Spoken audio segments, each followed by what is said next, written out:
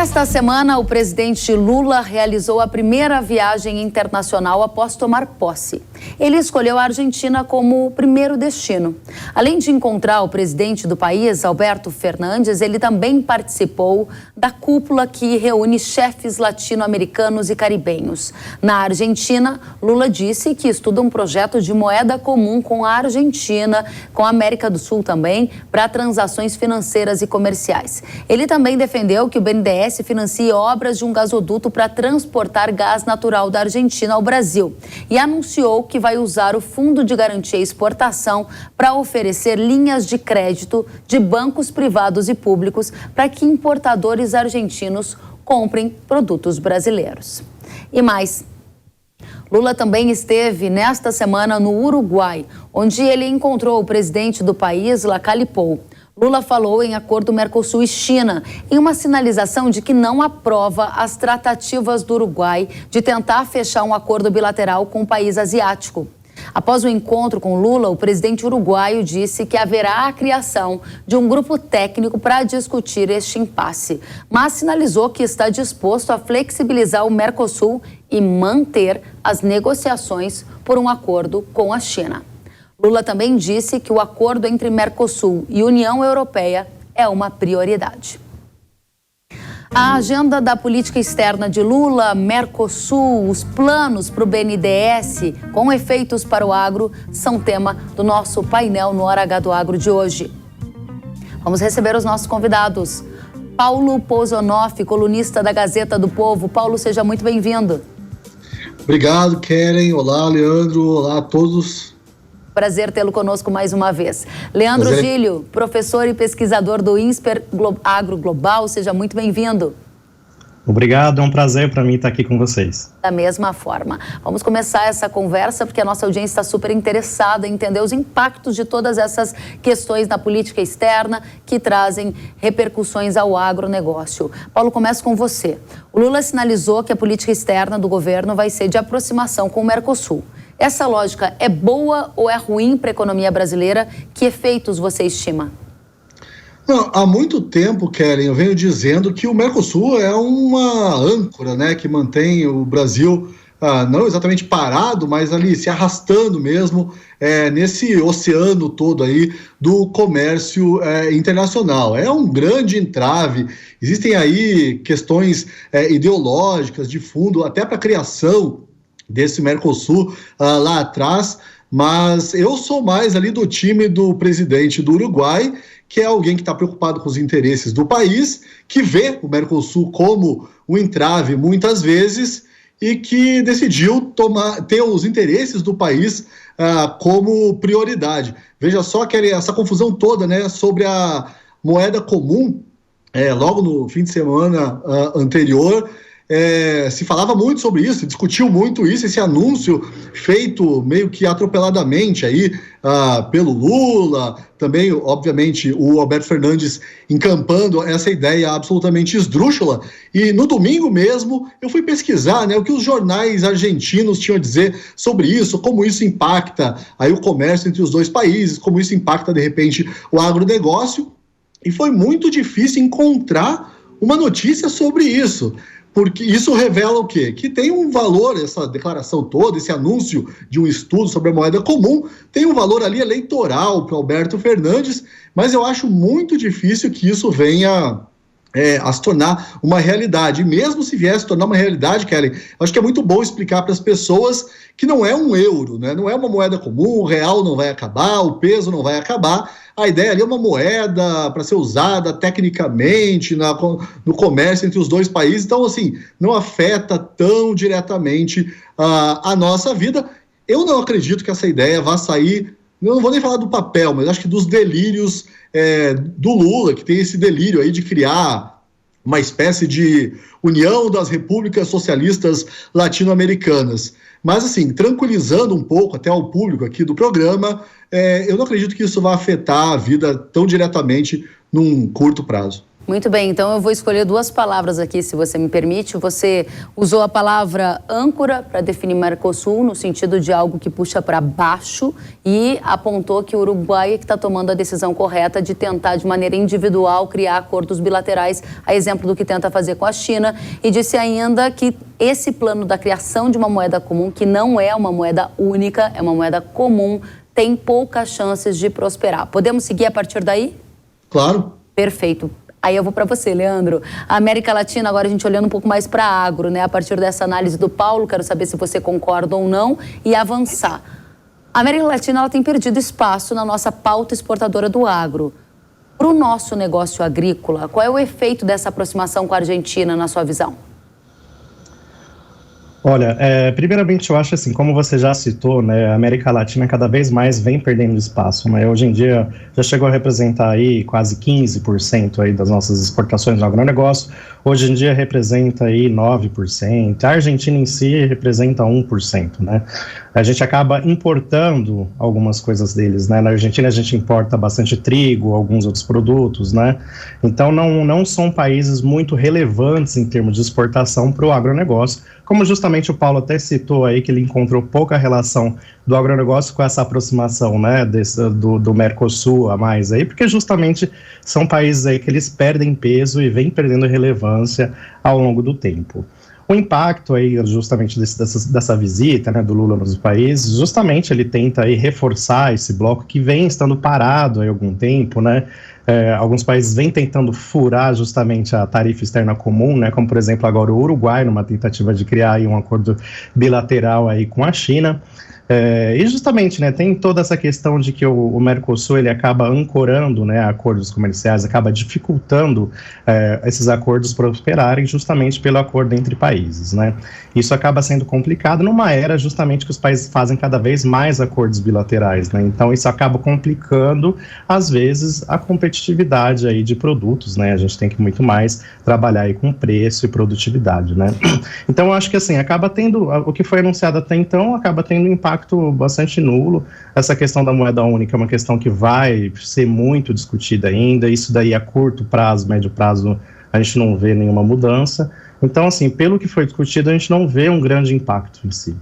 Essa é uma questão importante antes da gente passar para a próxima rodada, porque no agro eu conversei com algumas fontes que me disseram que, assim como o Paulo e você colocaram, o Mercosul tem funcionado como uma espécie de âncora em que, de uma ponta, ele facilita a entrada de produtos acabados, vamos citar o arroz, o trigo, mas na hora que um agricultor brasileiro quer comprar um insumo como um fertilizante, um defensivo, ele não tem nenhuma facilidade, como acontece, por exemplo, na União Europeia. Pelo contrário, ele tem que fazer uma série de aprovações e esse comércio fluido intrabloco não funciona. Esse, inclusive, foi alvo de um comentário da Federação da Agricultura do Rio Grande do Sul. Pergunto a você, Paulo, você acredita que essa moeda comum, se ela acabar existindo, ela pode favorecer a entrada, por exemplo, de mais trigo ou mais produtos acabados da Argentina e acabar gerando algum efeito no mercado agrícola brasileiro? Eu acho que se essa ideia, né... Bem, primeiro que é uma moeda comum, né? Não é a moeda única, mas é engraçado como isso fica na nossa cabeça, né? A gente tem o euro como referência e é difícil tirar isso e entender. Eu não sei se facilita muito esse comércio, eu tenho a impressão de que essa visita, Kellen, do Lula, principalmente a Argentina, ela teve um objetivo eleitoral, ideológico e também para o Lula mostrar força aqui dentro muito grande. E aí que eu acho que é preocupante até essa viagem do Lula à Argentina, que é uma certa radicalização até do discurso do Lula. A gente sabe que o Lula já foi presidente 2 vezes, e daí muita gente também louvou os 2 primeiros mandatos do Lula, que foram marcados por um pragmatismo econômico. O que ele disse ali, aquela discussão com o presidente do Uruguai, ressalta muito esse caráter mais radical do Lula terceiro, né, do terceiro mandato de Lula. Isso que eu acho que é preocupante. Veja só, o fato dele privilegiar o acordo Mercosul-União Europeia, que a gente sabe que tem entraves graves ao agronegócio, justamente por causa da questão ambiental, e ele dá prioridade a esse acordo, e não ao acordo lá Mercosul-China, que talvez Me parece que é muito mais interessante para o agronegócio brasileiro. Isso é que eu acho bastante preocupante, a radicalização do discurso do Lula. Por enquanto é só discurso, mas é uma radicalização importante, é uma sinalização temerosa. Muito obrigada, Paulo. Leandro, você acha que tem alguma questão que pode atingir mais diretamente o agricultor brasileiro que fica ali tentando entender algum efeito em preço, em oferta de produto estrangeiro aqui dentro, só para ver como essa aproximação da Argentina poderia causar algum efeito? Não, eu acho que o efeito aí é muito pequeno. A gente importa alguns produtos da Argentina, né, por exemplo, o trigo, né, e a gente não é um grande produtor ainda de trigo, apesar de que a gente evoluiu muito aí na última safra de trigo, chegando a quase 10 bilhões aí de toneladas produzidas, a gente avançou na importação, chegando a quase 1 bilhão de trigo exportado, só que justamente ainda é um produto pouco relevante aí na pauta brasileira, né, e provavelmente mesmo se porventura se eleve a importação de trigo, a gente tem um mercado internacional e preços bastante elevados para absorver esse excedente de produção. A questão de lácteos também é uma questão de déficit aí que o Brasil precisa ainda importar alguns lácteos e com relação a esses países a gente já tem um fluxo de comércio, a gente já esses países já a gente não tem mais cotas e não se defrontam com tarifas aqui, né, com relação à importação de lácteos também. Então, assim, eu acho que não tem nenhum tipo de mudança a curto prazo. Como o Paulo até citou, né, essa questão dos acordos, acho que é uma questão mais relevante aí a longo prazo, né, eu acho que muito mais o Lula até reforçou essa questão do acordo Mercosul-União Europeia, porque é algo que já vinha caminhando aí, apesar dos entraves. Ele tentou, acho que talvez, dissuadir ali o presidente do Uruguai na tentativa ali do acordo bilateral com relação à China, tentando dizer que o Mercosul também tem interesse em algo assim, tentando reforçar o bloco, mas é claro que a gente sabe que aí há um bom tempo esse acordo com a União Europeia é discutido, é levado, isso daí está com grande entrave agora, e provavelmente a curto prazo aí não se vê que esse acordo venha a sair. E aí, justamente, ainda começar uma negociação para um outro acordo do Mercosul com a China, ainda isso daí leva um grande tempo, né, para a negociação internacional. A gente sabe que isso não é fácil, ainda mais com o Mercosul, que é um bloco que tradicionalmente não realiza grandes acordos aí de impacto e relevância. Então, eu vejo que a curto prazo não há nenhuma preocupação latente aí com esse tipo de discurso. Muito bem, discurso, né, uma palavra que apareceu bastante aqui nas análises de vocês, ou seja, a gente ainda está na camada da oratória e precisa de dados para ver como isso se instrumentaliza. Vamos avançar para uma outra área que aí sim a gente começa a falar de coisas mais palpáveis, como por exemplo, Paulo, por que o Lula quer que o BNDES financie obras fora do Brasil? A gente tem vários desafios de infraestrutura aqui no nosso próprio país para resolver, não tem? Pois é, né? O primeiro grande investimento em infraestrutura anunciado pelo Lula é na Argentina. E olha só, esse é tão complicado que esse é um gasoduto que pretende transportar um gás natural extraído lá de uma forma bastante poluente, até é um método que é proibido no Brasil, até que o Paraná, de onde eu falo, é grande produtor, né? Tem xisto aqui, é o fracking, né? Só que daí quero ver como é que o Lula vai conseguir acertar isso dentro do próprio governo, que a gente sabe que tem uma área ambiental bastante atuante, a ministra Marina Silva, e como isso pode afetar também, a gente falou durante 4 anos do governo Bolsonaro sobre o meio ambiente, a relação com o agro, a relação da imagem do Brasil lá fora. Eu não sei, eu acho que o Lula... infelizmente, aí acaba tendo bastante capital político. Acho que a União Europeia está disposta a passar a mão na cabeça do Lula e dar de ombros para esse tipo de coisa. Não vai criar nenhum tipo de entrave, aí, de repente, nesse acordo até com o Mercosul, ou qualquer coisa que envolva o agronegócio brasileiro por conta desse projeto. Mas é uma sinalização péssima, né? De novo, eu trago essa palavra aqui, sinalização, porque agora, como você mesmo disse, né, tá só no discurso, tá só no gogó. Mas são várias sinalizações que o Lula deu aí ao longo dessa viagem que são muito preocupantes, e aí nessa questão específica do BNDES, é também que ele e o PT não aprenderam nada, né? Porque parece que, assim, Lava Jato não aconteceu no Brasil, tá tudo valendo, isso é bastante preocupante. Obrigada, Paulo. Leandro, você vê alguma vantagem nessa iniciativa de financiar obras a partir do BNDES? Isso pode contemplar o agronegócio brasileiro de alguma maneira? Olha, eu vejo isso como uma tentativa do Lula impor o Brasil assim como um líder da América Latina, né, do Mercosul em si, né? E como ele tenta aí talvez reativar o Mercosul, que o bloco ganhe relevância de alguma maneira, acho que ele justamente tenta aí pensar que os nossos vizinhos ali ganhem algum tipo de vantagem em estar junto com o bloco, né, justamente, e eles tentam aí se impor como um líder aí, né, de levar esse bloco para frente. Só que aí, isso até se concretizar, eu acho que aí é um passo 2 aí, né, como o Paulo comentou, existem problemas até dentro da própria base do governo com relação à aceitação desse tipo de projeto, esse tipo de coisa. Então, assim, é uma questão que tudo tem que ser analisado a hora que efetivamente isso virar algum tipo de resultado, né? Muito bem, obrigada, Leandro. Paulo, fiquem aí, eu volto com vocês já, porque agora a gente vai trocar a pauta, sairemos da Argentina e vamos lá para o Uruguai. Volto já. É porque no Uruguai o Lula falou em acordo entre o Mercosul e a China, em uma sinalização de que não aprova as tratativas do Uruguai de tentar fechar um acordo bilateral com o país asiático. Será que o Uruguai vai fechar um acordo com a China individualmente? Que efeitos isso vai trazer para o Brasil se acontecer? Vamos aos nossos convidados. Paulo, conta pra gente como foi essa relação ali do Lula com o presidente do Uruguai, que tem uma posição diametralmente oposta à do Lula, né? Inclusive, ele sinalizou que vai continuar tentando fechar, sim, esse acordo com a China para um livre comércio. Conta pra gente o que vem por aí.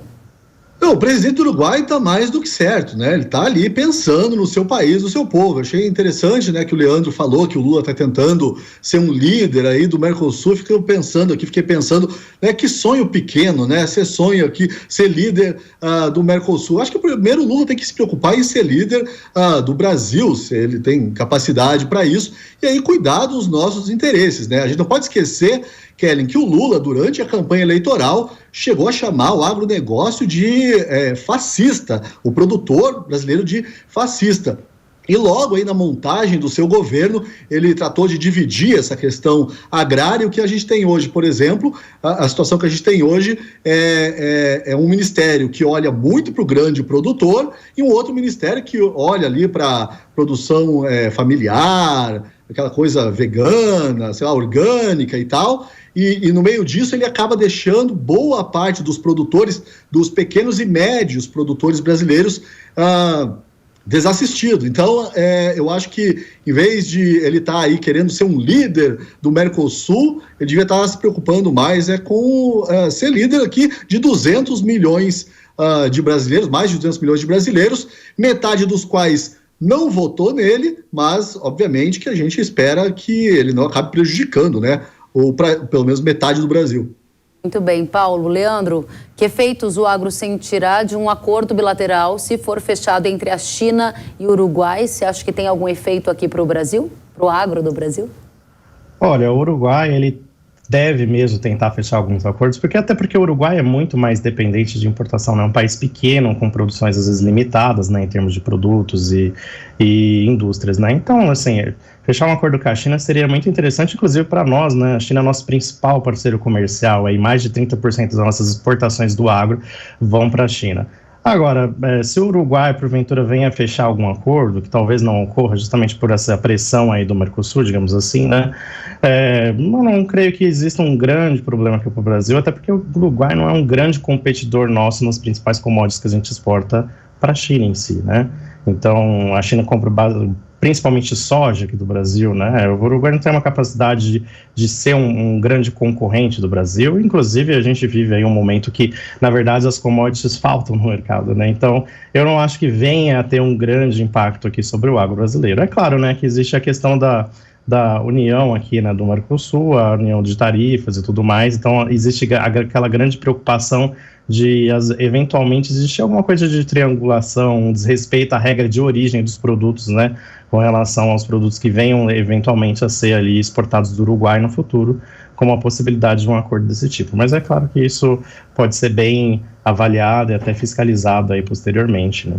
Você acredita em acordo Mercosul-China num curto prazo, Leandro? Como eu te falei, né, o Mercosul, ele tem uma dificuldade de realizar acordos, esse acordo com a União Europeia já se arrasta por décadas, seria muito mais interessante para a gente ter um acordo com a China. Curto prazo? Eu não acredito, porque não é uma coisa que já vem sendo discutida há anos, você vê que é uma coisa que foi ventilada agora. Então, isso demora um pouco, a diplomacia é uma coisa bastante complicada, negociação, até esses termos saírem. Eu acho que seria um interesse mútuo, né? Porque tanto China quanto o Mercosul, o Brasil principalmente, eles têm interesses em comuns. A gente exporta produtos que para eles são muito relevantes e necessariamente a gente teria que importar produtos deles que seria interessante para a gente também, né? Exportar mais barato aí. Então, uma parceria assim seria muito relevante, até mais, eu creio que seria mais importante uma parceria com a China, com os países asiáticos, do que justamente com a União Europeia, em termos do agronegócio, e para o próprio Brasil, né? Obrigada, Leandro. Paulo, passando a régua, o que fica dessa primeira viagem internacional, aceno às lideranças do Mercosul, o que a gente pode esperar, especialmente para a economia brasileira e para o agronegócio?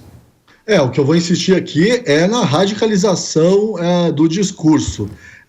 Por mais que o Lula não tenha falado do agronegócio especificamente, a gente tem que prestar bastante atenção a todas as palavras dele, envolvendo outras questões, porque isso, novamente, sinaliza uma radicalização do discurso. Esse Lula terceiro é diferente daquele Lula lá, pragmático, da primeira década do século, ao que tudo indica, né? A gente está no primeiro mês de governo. A gente não pode esquecer que o Lula tem no seu ministério, à frente do Ministério da Fazenda agora, Fernando Haddad, que a gente vê ali, eu não sei se eu falo a palavra poste, eu vou falar, é um poste, né? Na verdade, quem é o ministro da Fazenda é o Lula. Então, a minha preocupação em relação a tudo que o Lula falou aí durante essa viagem, inclusive dizendo que o impeachment de Dilma Rousseff foi um golpe, que subiu o tom, né, politicamente ali, isso mostra, quero ver como é que ele vai lidar isso com o Congresso, com a oposição durante o Congresso.